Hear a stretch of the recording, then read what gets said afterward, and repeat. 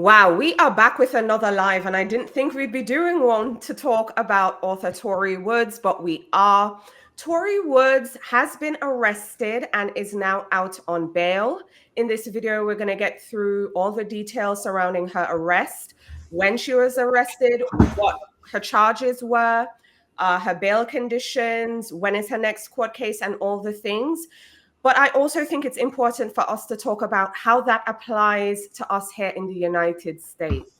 Tori Woods is an Australian author, and I know folks often cite First Amendment rights, but there are obscenity laws. So we're going to get into that. So we're going to get into the US law equivalent. We're going to get into past cases that have been prosecuted, the specific law that we are predicting will be used to prosecute romance fiction going forward. But again, we're just here to talk about Tori Woods being arrested and everything surrounding that. Before we get into it, trigger warnings and disclaimers, okay? Anytime you see Tori Woods in a video, just be prepared that it will involve content as it relates to PDO. I'm not going to say the word, but you can infer from what I'm saying. There's also going to be CSAM content involved as well. There is going to be R-ing, a possible conversation surrounding that, and just anything where there are adults possibly harming minors. So again, take care of yourself. Stop watching this video. But yes, take care of your mental health. Those are the trigger warnings. I'll also include a list of trigger warnings in the video's description, but essentially stop watching this if you know you will be affected. And again, take care of yourself and your mental health. Now, if you're just joining us live, again, Tori Woods has been arrested. We will get into the details as it relates to that. Now, Tori Woods published a book, DLT. I'm not saying the name of the entire book. And it is now being reported through Australia media that she has been arrested. You can find this on, what is the news source? The Daily Telegraph. There's also news.com.au. So this is over the Australian press. As you can see the headlines here, that she has been arrested. Sydney author Lauren Tessolin Mastrosa, that is her legal name. Tori Woods is a pen name, has been arrested. That's the Daily Telegraph headline. And this is the news.com.au headline. Again, I'm including links in the video's description so that you can read more on your own time about the arrest. But I will be reading the arrest statement. Police have arrested a Sydney author on child abuse material charges following global outrage over her book entitled DLT.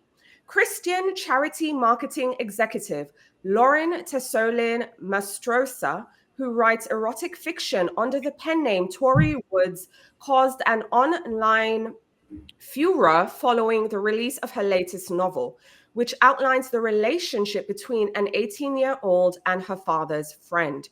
Readers said that in the book, whose cover features children's building blocks, the man speaks about how he desired the teen since she was 3 years old. Police arrested Ms. Tessolin Mastrosa on Friday after receiving reports about the book. About 12:30 p.m. on Friday, detectives attended a home on Penn Street, Quakers Hill, and arrested a 33-year-old woman before being taken to Riverstone Police Station, NSW police wrote in a statement. At the home, police executed a search warrant, seizing several hard copies of the novel to be forensically examined. Ms. Tessolin Mastrosa was charged with possessing child abuse material, disseminating child abuse material, and producing child abuse material. She was granted conditional bail to appear before Blacktown Local Court on Monday, 31st of March, 2025.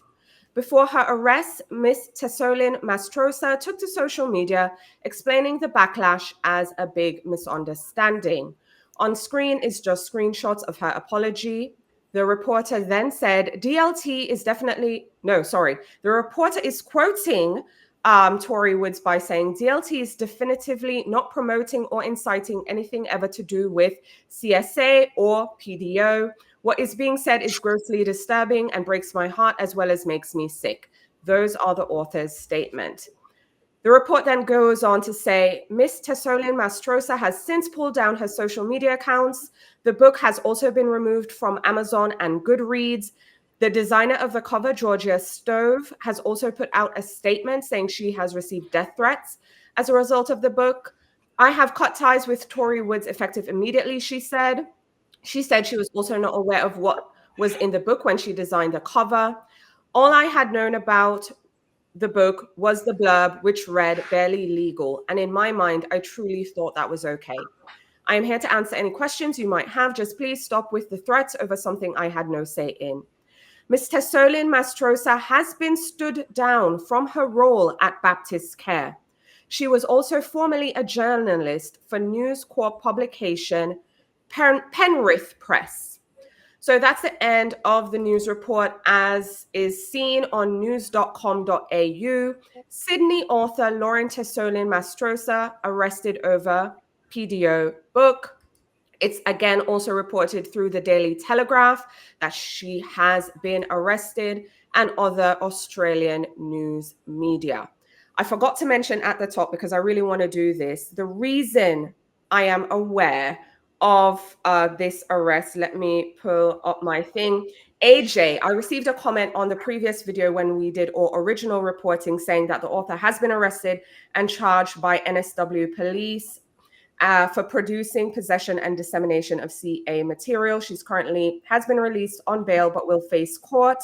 She has also been stood down from her job at a Christian organization. So I just want to thank AJ for leaving a comment, because that's essentially what I woke up to this morning. So again, just in case you're joining us, author Tori Woods has been arrested. I know this has been a lot. This has been a lot. We also chose not to report on the fact when we saw her information being distributed on social media, stating her place of employment, stating her full legal name, sharing her address, sharing phone numbers, and all these things. We chose not to do that because that's doxing an individual, so we did not report on that. However, it has now escalated to the point where she has been arrested. I mean, Francesca, what was your first thoughts when I bombarded you with this information this morning? I know. I'm like, I just woke up. What happened? I think it's crazy. I don't know that I feel so good with seeing someone get arrested over this. So I think it opens up a whole slew of just a huge gray area, especially for the romance genre. So I think more than any other genre, I know that all genres are being right now under like scrutiny and under attack, but especially romance, because I want to say 95% of romance has sex in it. So, I mean, I know that there's the clean romance, and I don't think that's a huge percentage of the genre. Even the ones that are a little more tame or whatever, they all have sex. So to open up this can of worms about prosecuting somebody for a book, I think it's just a whole thing that we don't really, it's a whole path we don't want to go down. So I don't feel good about seeing it taken this far. I also, like you said before, I really don't agree with doxing, which is why I would never participate in putting out somebody's personal information on the internet. There's many people where like we can feel all self-righteous about, oh, we're doing it to the right quote unquote person because they're doing something wrong. But there's so many people that have had horrible things happen to them because somebody put out their information online, whether it's, front facing people like us or just regular people where, their information gets put out and something happens. So like that whole thing also, I feel very strongly about that we shouldn't be participating in that as a society. But yeah, this whole thing about getting arrested for this type of topic, it's going to be up to whoever decides that this is now considered child porn, basically. Yep. Laura, what were your thoughts again? Because for the first time, I'm the one who bombarded you all with the information. And I want to again thank AJ for leaving a comment with an update, bringing my attention to this. I think it hits too close to home because we're facing a lot of book bans, a lot of movement, but there's also a law that a bill in place for romance to be considered obscene material in Oklahoma, and not only possessing romance but also distributing for the authors and you as a reader will be affected. And this hits too close. I know it's different countries, different laws, different ways to do things, but this could be a precedent. Like, see, like those people who are sponsors, see, this is the material they're reading. And it's like, we know that it's not, and we know that it's not just romance, it's also literary fiction, it's also horror, it's also, there's different ways to depiction, you know, when we think about mystery and thrillers and horror where we see gore and murder, you know, it's, why are we having, you know, so I think it's just interesting. Like, we can have intent to think about it, but at the same time it's not, it's just too blurry, too close, and it's just, again, it's going to that place of this is just fuel to the fire here in America. Absolutely. Again, if you are watching us live, share your thoughts in the comments. We'd love to hear from you. Replay crew, we haven't forgotten about you as well. Please share your thoughts in the comments. But also, if you are just joining us live, author Tori Woods was arrested, is now out on bail pending a court date. She will be going to court, I think the news reporting said March 31st. She'll be appearing in her local court, Blacktown local court, on Monday, 31st of March, 2025. Again, she was arrested on a series of charges. And they've also seized copies of the book from her home, and she's now facing 3 charges. Now, when we originally did our video or reporting, because at this point we are like Winfrey, Cronkite, tell me all those famous journalists out there. I'm laughing, but this is not funny. But when we first shared about this, I also was paying attention to the comments, which, by the way, thank you, everyone, replay crew, for sharing your comments. We love hearing your thoughts and how you're adding to the conversation. Now, there were different buckets worth of conversation that was being had, but there was one in particular that caught my attention, which was everything surrounding, well, this isn't the worst that has been out there. You know, we have books by different authors. You know, let me use a classic everyone refers to, Lolita, of course. It always comes back to that. But there are other books in other genres that approach this kind of material, but people are saying, why is this book receiving this much backlash to the point where now this author is being arrested? Francesca, I know you have some thoughts on some previous books on this. So I would definitely want us to get into that. But before we do, we have a comment. Liz Lucas is saying, my question is, what are the laws in her country? I know text-based content isn't considered illegal in the US. Well, we're going to have a conversation on that because there is information on the Department of Justice's website here in the US that speaks to that differently. I also have links in the video's description as is right now. So you can click that and refer to that. We will be discussing that here. There has also been cases in the United States where there has been prosecution of material, fiction, that falls under this line. Now, granted, the US hasn't had court cases with long-form fiction content, but short-form content certainly has been under attack in recent times. I would also like to refer you to the article where they listed the charges that she has been arrested under. There are 3 charges: possessing CAM, disseminating CAM, and producing CAM. She will be going to court on Monday, at which point I'm sure we will hear more once the reporters that are local that know the laws in their area are reporting on it. I am not familiar with Australian law, and more specifically, the law in her province. She is in New South Wales because she is a Sydney-based author. So I don't know what the laws are in that state as well, because Australia also has states like we do in the US. And yes, Liz, we will be discussing the US Justice Department. Liz says, yes, please, I look for more information for my own knowledge and awareness. Listen, like Francesca said, if you're just joining us, this is not a good sign. Her being arrested for the genre. And then because I went down a rabbit hole to educate myself on US case law so that we could present it. Again, I'm not a lawyer, but I read, okay? And the US Department of Justice actually has a citizen's guide to helping us discern this material. But again, like everything, it's purely objective. But Francesca, as it relates to other books in the genre, because you brought to my attention like the Bryn Greenwood book that people have been using heavily, I've seen on threads as a comparison. Well, if we are coming after DLT by Tori Woods, why didn't we come after Bryn Greenwood's book? Share your thoughts. I know you reviewed this on the differences in the genre. Yeah, actually, I had gotten an advanced reader copy when the Bryn Greenwood book came out. I read it, I reviewed it, I gave it 4 stars. The key difference here of why something like that, or something like a Lolita, or I mean, there's also Belinda by Anne Rice that, she wrote as Anne Rampling.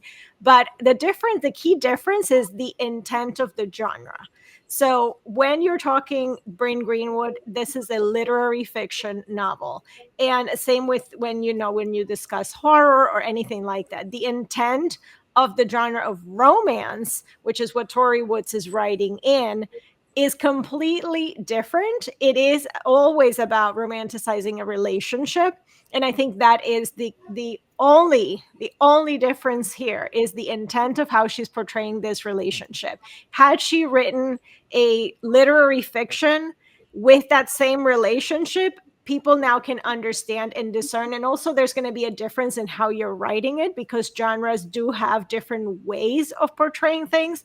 And so as it relates to, for example, Bryn Greenwood, that everybody loves to harpen, it is a story about a very twisted relationship, but you come out of that, and as you're going through, you understand that it's a twisted relationship. It is just two really messed up people, one much younger than the other, that just had to basically claw their way out and survive. And you're just going through that experience of that relationship. And yes, there is a happy ending, let's call it, for them, but it's in the same way that you would say there's a happy ending in a women's fiction novel. There is a resolution, let's say, to two characters kind of like living their life in the best way they can at the end. And when it's a romance, you're actually saying, like, this is aspirational. This is what, you would want. And yes, I understand that there's also a section of romance that there's dark romance, and there's things that, we're reading about stalkers and serial killers and, like, Stockholm syndrome. So there's also the intent of, the reader putting their discerning mind to it.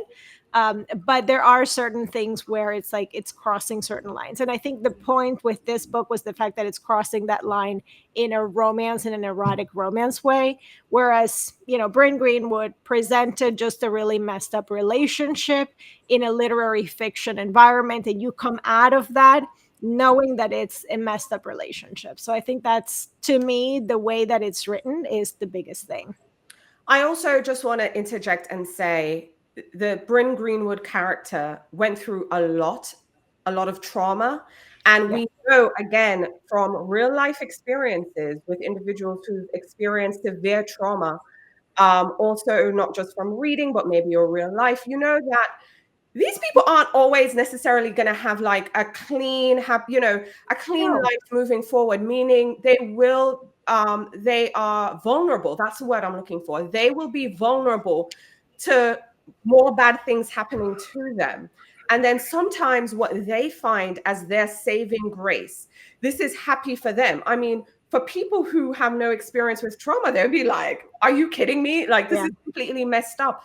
But this is happy. This is positive for this character, considering what they've gone through. However, with the Tori Woods situation, we don't have that. There is no what is the word I'm looking for? There is no context, because I am always team context matters, and this is a romance. So with that in mind, of course, the expectation is different. Laura, I also know, as an avid romance reader, you also have opinions on how this is playing out, both with people comparing DLT to other books that are in other genres and saying it's the same thing, but then also with the lens now that the author has been arrested, though I should say the author is out on bail. Yeah, I think it's interesting because this is a short romance. So we're going to think about it. There's also a section within the romance space where there's erotic short romances that don't have a lot of development. It's just mainly like smutty scenes, like spicy scenes going on. And so it's interesting to see because we don't have the development. We just have the intention where it's just supposed to elevate. And this is not the first or the last short erotic romance that has been banned from Amazon. There have been plenty of them. There are authors who no longer write can publish on Amazon for various reasons, because they toe the line of really gray, really areas, and it's just not acceptable morality class. So it's just interesting that we see this, and then we caught up with it. It's one of many that may be around. And it's set as an example of what's now acceptable was not acceptable. And the Lord's year to 2025, where a lot of morality clauses are coming in, a lot of people have very strong opinions of what romance is, because romance is now in the open as a popular genre. It used to be something that we read in hiding, and now people are actually admitting that they're reading romance, and romance has things that may not be acceptable in the today's patriarchy. And so creating laws, creating exposure is just opening up the door and saying, like, you know what, we're going to arrest you. We think this is material. And, again, it's a really fine line. They're coming for our books. What else is there going to come next? Yep, absolutely. And we're going to get into the US laws that we are a bit nervous about, that this might impact now future books. Because here's the thing, they always just need one recent relevant example, and then they're going to jump on it. Before I get to Liz's comment, because Liz has a comment that I do want to bring to our attention, I just want to reset real quick. Hi, everyone. If you are joining us, you might be wondering, why are we live this early on a Monday morning? Depending where you are in the world, we are US based, so it is Monday morning. And you might be wondering, gosh, what is going on? Well, author Tori Woods, that we reported on last week, has been arrested. So Tori is arrested, but is now out on bail. I want to make that very clear. That's very important. We got reporting. Well, first of all, I got a comment on a video I had posted before. So I want to shout out AJ. Thank you for leaving the comment with the update. But as you can see, Daily Telegraph, Australian version, has comments done their reporting. News.com.au has also done their reporting. And then it really gets into the nitty gritty. I'll just read this brief summary that was on the Daily Telegraph, which is essentially that charity marketing exec charged amid taboo book probe. A Christian, why is this not coming up for me? Sorry. Okay, charity marketing exec charged amid taboo book probe. A Christian charity marketing executive who moonlights as an erotica author has been stood down from her role after police received multiple complaints for her latest book containing graphic fictional CAM material. Okay. It is noteworthy to say the article does go on to say she's out on bail and she will be appearing before her local court on Monday, the 31st.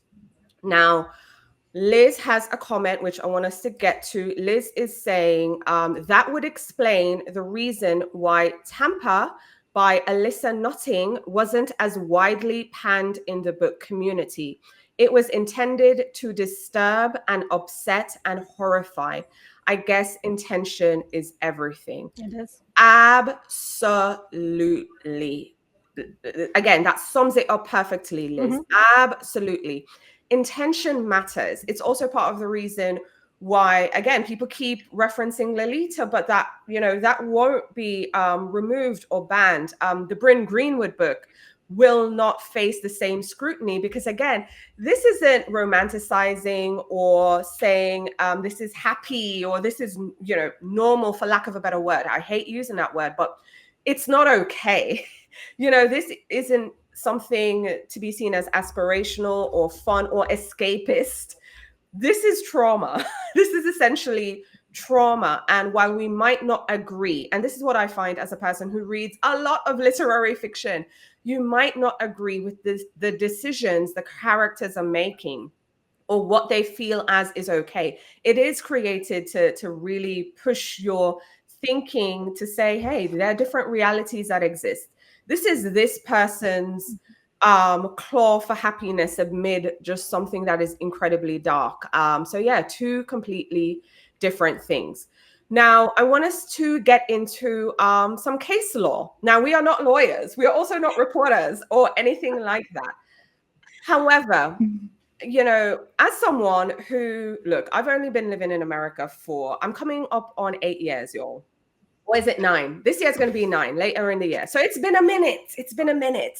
But the one thing I always hear Americans talking about is freedom, freedom, freedom, freedom, freedom. Okay? Freedom is, I swear, it's like in the DNA. I often say to my husband, who is American, clearly y'all got like this freedom indoctrination in school, but I'm here for it. Okay? I want to live in a country that is free.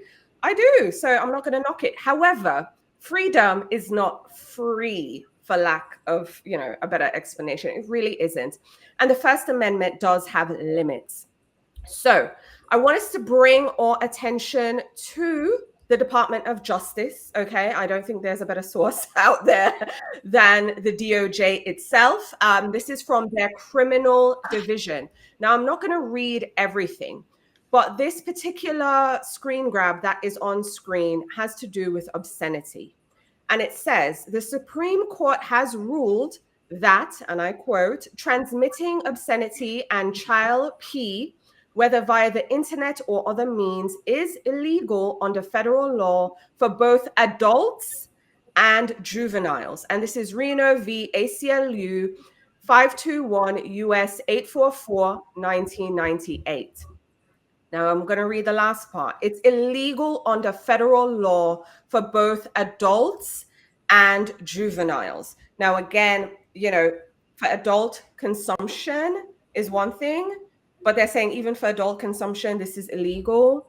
It also gets into further detail under the fact that it's not protected under First Amendment rights to free speech. There are violations. Now, I do have to mention the US court uses a 3-pronged test, commonly referred to as the Miller test, to determine if given material is obscene.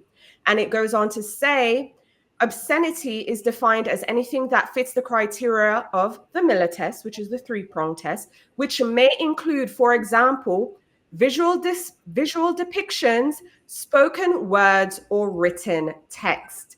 Again, it goes back to the fact people often say written text is protected.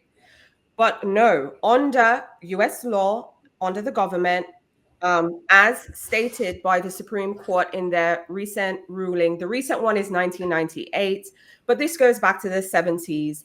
But what they're saying, it's not just video, it's not just spoken, also written text is also liable. Now, again, it has a whole thing. There's a link in the video's description. You can go read it as to the 3-pronged test that a certain piece of material, whether video, spoken, or text, needs to meet in order to, pass the Miller test and is considered as obscene and as a result would be banned and maybe the person would be prosecuted. I don't know. However, we also have the NCAC, the National Coalition Against Censorship. Again, there's a link in the video's description because I want us to get educated, okay? We're not just here to just talk about the issue and the author being arrested and everything. I think it's also a great opportunity for us to get educated. Now, on this, they mention the prosecution of a fiction web host that really was putting that law that I quoted above to the test. So this was a case that was seen as a test of whether text-only fiction can be considered legally obscene. It goes into detail about the person who has been indicted on 7 counts of obscenity-related crimes for hosting this fiction archive. The site contained 25,000 stories by more than 2,200 authors. Now, it mentions that there were previous failures as it relates to Henry Miller's Tropic of Cancer in 1964, William S. Burroughs' Naked Lunch in 1965. And they're saying since that time, there has been no further attempts to criminalize long-form fiction in the United States. However, they mention fiction is not categorically exempt from the law. And then it goes on to state a case law of 1973 of Kaplan v. California. And the Supreme Court affirmed that words alone can be legally obscene in the sense of being unprotected by the First Amendment. Again, I'm not going to go into further reading of what this is, but essentially we have seen the Supreme Court affirm in more than one case that, hey, it can be obscene. And again, it has to pass this. If it passes this 3 test, that is the whole situation. You can read more about this particular web host case because experts were arguing that there is artistic value to this, that there is scientific value to this as well. So yeah, it's a whole thing. It's a whole thing. But Fran, I know when we were talking about this, you were mentioning this might be the case that some bright-eyed, eager, bushy-tailed attorney or district attorney or however it's done, wherever it's at, will use this now to go after our books. I mean, how are you feeling now knowing that this is DOJ's procedures? This is what the Supreme Court has said. We have essentially been here before. They have a framework. And essentially, if this is not proven to be valuable artistic expression, cultural, thinking, critical, anything, stuff might get banned.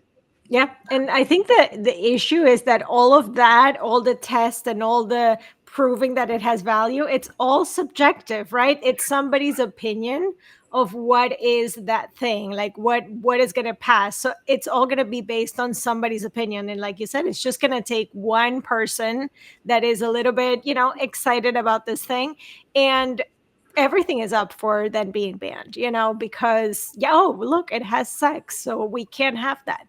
So I think it's just a very, very slippery slope to go down when it comes to prosecuting things like that.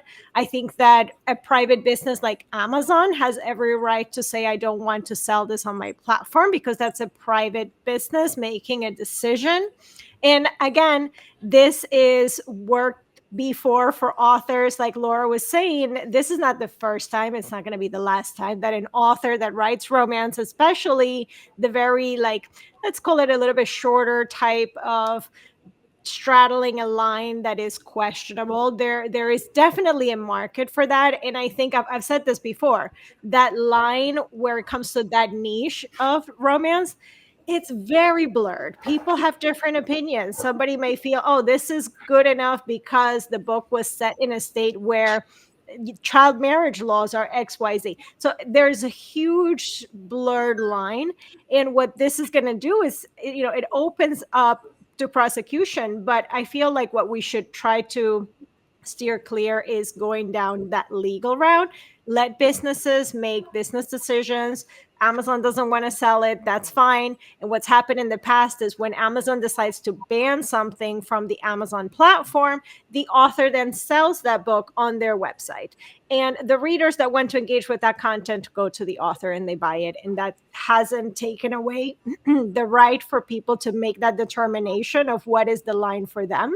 And I think that at the end of the day, that's important. I think what, it's in a way, like we don't want to have certain type of material readily available. If it's only sold on the author's website, for example, I don't consider that readily available. You're not going to find a child randomly scrolling through Amazon and buying or reading that material, because they would have to literally go out and seek it. So I think that that's fine. We should let people be people, do what works for them, because I know that in that specific sub niche, there are so many blurred lines. I mean, the PSA is one of them, but let me tell you, there's so many other ones. Like, I know that there are, I know probably most of the things we can't say on the live, but there's books where, it gets into like paranormal, but there's like dead people and like, there's all kinds of stuff. And I'm not here to judge what people want to read. So if they want to go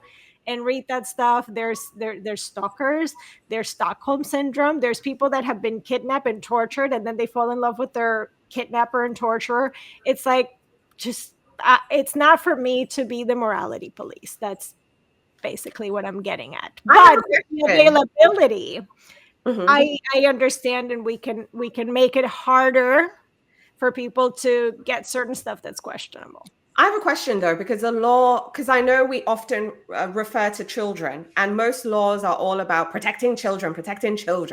However, this is also saying it's not appropriate for adults either. That's my reading and my understanding. So if it's not appropriate for adults, that's the concerning part. And the concerning part is that we're seeing that the precedent is there, like the law is there. So then what is that speaking for in terms of like freedom of expression? Like, okay, so well, that doesn't really exist because the law to curb that is there. So it hasn't been used in the past, but that doesn't mean that tomorrow somebody couldn't just use it and use it as per their perspective. Yeah, I think in just thinking about today's society, where we are in 2025, and thinking about the rise of Christian nationalism and the expectations of puritanical culture and the patriarchy being reigning supreme, I think it's like diminishing, because this is a lot of times it's women's voices and women's freedom of expression. And it's just add another layer of like, let's just tone it down a little bit further. I think using these precedents laws, like it may seem like it would never happen. Maybe 10 years ago, we would think about that. But now where laws are popping up, where people are feeling comfortable in their space of power, or supposed power, they're ready to tarnish the freedom of expression. That's why there's so many book bannings. Like it's not just like a little book here. It's like they're banning our books. They're going literally, there's people who just have nothing else to do but ban our books. And so what is the next step? Let's just sue them. Let's just sue you. Let's just actually create a law, like sponsor those representatives to create laws and to go after the police and go for this. This is the issue that we got to fight for. Reality is that there's actual real issues to fight for, but we're going to waste our time, our money, our expenses, our fight in something that, again, this is not the land of the free, the freedom of expression. No, we're not. We're in a very different space, especially the US. Yeah, it's an interesting time, definitely, to be alive. I'm gonna go to some comments real quick. Madeline's, hi, how do you do? Says, I think this is the best advertising a book has ever had. LOL. I don't know anything about this author or book, but I'm very curious now. Now, that is also another thing, because everyone is going to be wondering like, oi, what is going on? I see this book being talked about everywhere. So it's definitely bringing awareness to it. Liz is saying, this opens up a valuable and in-depth conversation. not just about this book, but about the topic of obscenity and what does and does not meet the criteria of the Miller test. My wheels are spinning. Fran, listen, Liz, when I read that before hopping on here, because the thing too for me was I'm like, okay, author Tori Woods has been arrested, is now out on bail, will be going to her local court next week. I was like, whoa.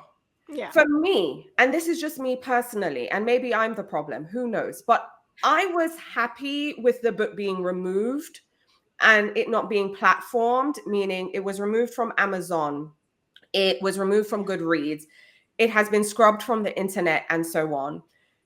But then we saw it escalating, people calling her work, people posting her public information, her private information publicly, who's her employer, making the calls and all the things, to the point where obviously now she has been arrested.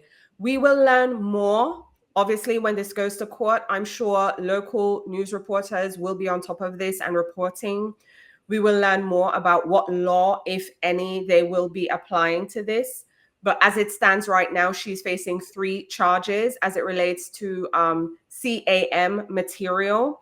So from creating to distributing to all the things, let me actually find it so I'm saying the right things on here. Again, this is available on news.com.au. So yeah, it's CAM, possessing CAM material, disseminating CAM material, and producing. So yeah, so from possessing to producing to disseminating, because it also noted that they seized, after having a search warrant, several copies. Listen, man, I don't want anyone coming in my house and seizing my books. I'm just saying.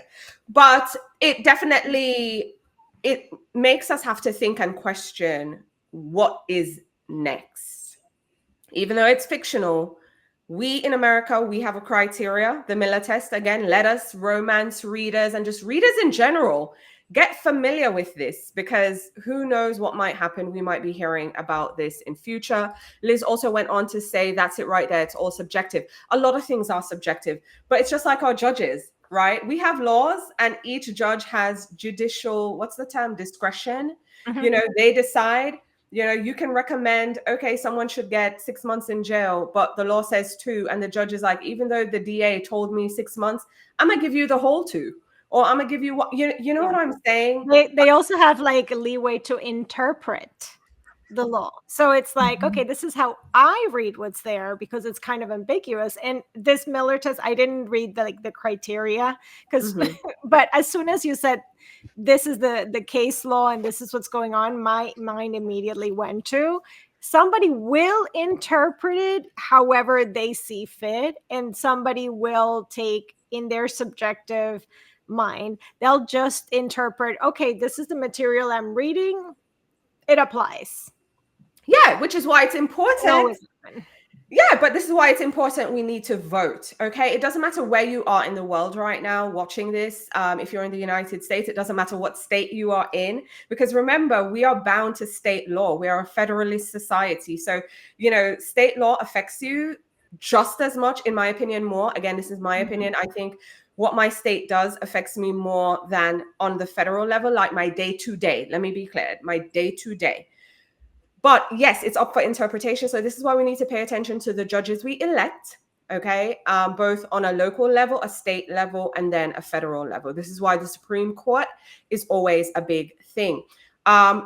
Just bringing it back to the DOJ and their standard, as you mentioned, Francesca, the 3-prong test, again, links in the video's description so you can read more, because they do have a citizen's guide as to what is the test, and also just how you can know whether or not, if this is considered obscene and what the federal law is on it. The first one is whether the average person applying contemporary adult community standards finds that the matter taken as a whole appeals to prurient interest. Example, abnormal, unhealthy, degrading, shameful, or morbid interest in nudity, sex, or excretion. That's what it said. So whether it's taken as a whole, if it appeals to prurient interest based on adult community standards, whether this is the second test, whether the average person applying contemporary adult community standards finds that the material depicts or describes conduct, sexual conduct, in a patently offensive way. And it gives an example whether these ultimate acts, normal or perverted, actual or stimulated, and all these functions and things that I'm not going to read here on YouTube. And then the last test, whether a reasonable person finds that the matter taken as a whole lacks serious literary, artistic, political, or scientific value. That last one right there. Whether a reasonable person finds that the material taken as a whole lacks serious literary, artistic, political, or scientific value. Any material that satisfies this three-pronged test may be found obscene. And federal law prohibits the possession with intent to sell or distribute obscenity, to send, ship, or receive obscenity, to import obscenity, and to transport obscenity across state borders for purposes of distribution. Although the law does not criminalize the private possession of obscene matter, the act of receiving such matter could violate the statutes prohibiting the use of the U.S. mails, common carriers, and all the things. USC section 1460, another one, 1461, 1462, and 1463. It's a whole thing, everyone. It's a whole thing. That's way open to interpretation. Ooh, that could be anything. Anything could be considered obscene as per that criteria with the right. Like I remember I heard one time a lawyer say that how you interpret the law, you can make it say absolutely anything you want, period. So, and that is so open to interpretation. So open to interpretation that is concerning. It is concerning. It is concerning. But again, here we are. And I think the state of where we are in the US, I can only speak for the US. I know the author is Australian. That's a whole separate thing. But for where we are in the US, because I can't help but think about where we are, we're in a current state where everything is under scrutiny for being banned, right? Even books that I believe have literary merit. Okay. Beloved by Toni Morrison. Does it have some problematic things in there? Yeah.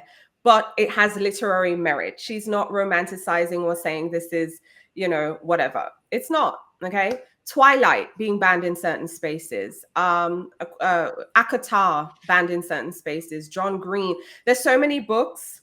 And in my mind, I'm like, this has literary merit. What are you talking about? But they're protecting children. So they're banning it from schools. Then it moves from schools to public libraries. So now adults can't access it. Then it moves, if you live in a certain state, which we also covered on a live in a channel, is that there are laws now there are states that are not funding Overdrive, which provides Libby services and ebooks and all these things. So I'm just saying, don't be surprised if something wild comes out of this. Any final thoughts, Laura?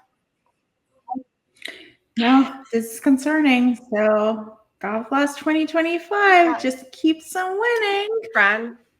No, I mean, I'm just going to go cry into my cereal or something. Listen, my wheels are spinning. Again, if you're just joining us live, you're going to have to hit the replay. We were reporting on the fact that author Tori Woods has been arrested and is now out on bail. This has been reported by Australian news media. I cited the Daily Telegraph, which is the Australian Daily Telegraph, news.com.au. You can find links to these articles in the video's description. We go on to say the fact she's a Sydney author. She was arrested based on all the global outrage over her book entitled DLT. We also know she has been let go from her job, her day job. We also know police went to a residence and arrested the woman who is to author Tori Woods, legal name Tessolin Mastrosa. That's her last name, Miss Tessolin Mastrosa. The police also executed a search warrant seizing several hard copies of the novel to be forensically examined. She has been charged. There are 3 charges listed. She's due back in court on Monday, March 31st. It also goes on to share the apology statements and just everything. And it also included the statements made by the folks who were working on her team with this book. We covered this in a previous video. So if you're hearing about this for the first time, highly recommend checking that out, where we presented everything as it relates to her. And again, if you're just joining us, just hit the replay button. If you are watching the replay crew, we'd love to hear from you as well. So share your thoughts in the comments. I'm just going to end by saying this is concerning about what the future will be for books in this genre, because it is very subjective, but also now we are aware, especially for US readers, that there are laws in place to essentially ban it on the grounds of obscenity. Again, links to the US Department of Justice website is in the video's description. Also to previous cases where there were a prosecution of a web host who had a whole bunch of stories on their website as well. All right, everyone, thanks for watching, and we'll see you in the next live. Bye. Bye.